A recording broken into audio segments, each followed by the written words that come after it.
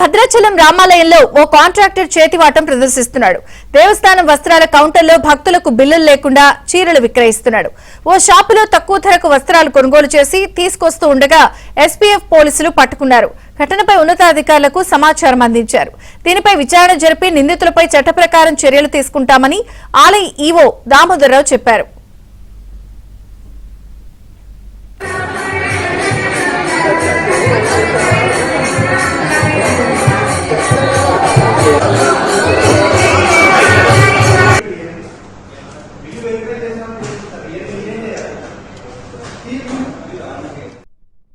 భద్రాచలం దేవస్థానంలో సుమారు ఉదయం 6 గంటల ఆ ప్రాంతంలో మనకి వస్త్రాల కౌంటర్ దగ్గర మనకు సుమారు ఒక 15 జతల వస్త్రాలు మనకు అనుమానాస్పదంగా వచ్చిన వాటిని మన ఎస్పీఎఫ్ సిబ్బంది గుర్తించడం జరిగింది.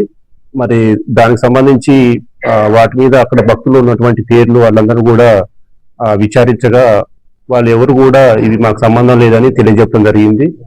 మరి వాటిని మేము అనుమానాస్పదంగా గుర్తించి దాని మీద మా ఏఈఓ సూపరింటెండెంట్ వాళ్ళతో కూడా ఎంక్వైరీ చేయించడం జరిగింది.